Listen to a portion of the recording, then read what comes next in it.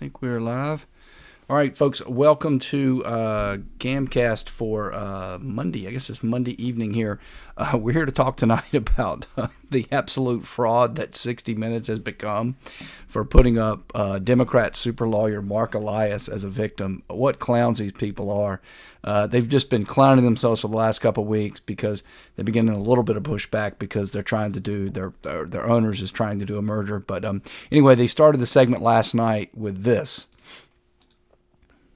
It was nearly impossible to get anyone on camera for this story because of the fear now running through our system of justice. In recent weeks, President Trump has signed orders against several law firms, orders with the power to destroy them.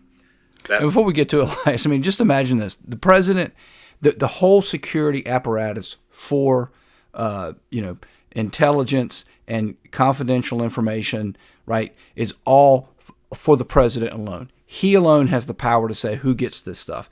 How are you destroying a law firm by telling them they no longer have access to classified information, right? For setting aside whether he has the power or not, she's just crazy.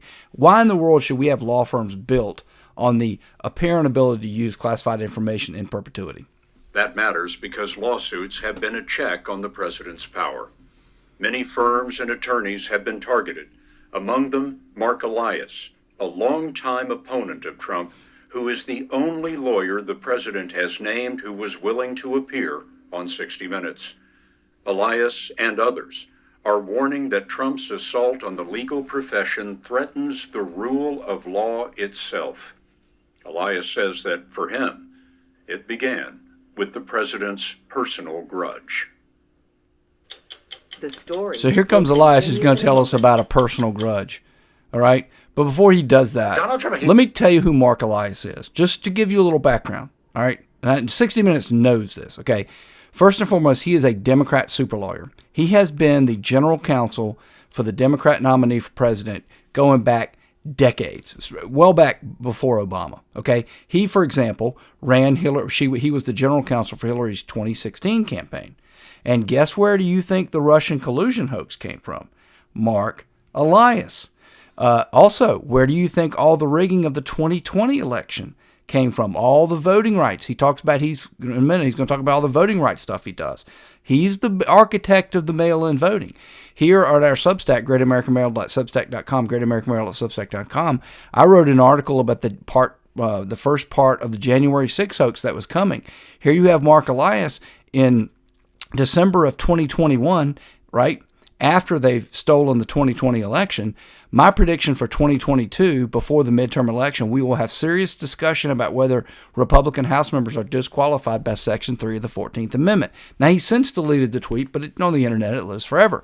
There he is. And sure enough, after he tweeted this, what happened? They tried to get a lot of Republicans off the ballot, and most importantly, they tried to get Trump off the ballot. That was Marc Elias was the architect. Yet 60 Minutes actually wants you to think he's somehow a victim. Now, by the way, did you hear 60 Minutes complaining when the Biden administration was going after Trump's lawyers or lawyers that tried to represent Trump or trying to take their licenses? They're still trying to do that. No, they didn't care a bit about the rule of law at that time. Anyway, here's what Marc Elias claims. Now that you know a little bit of the background, here's what he claims is why Trump's going after him. Not because he tried to rig elections, not because he was part of Hillary's campaign with the Russia hoax and all these other things. No, that's not what it is. Here's what he says it is.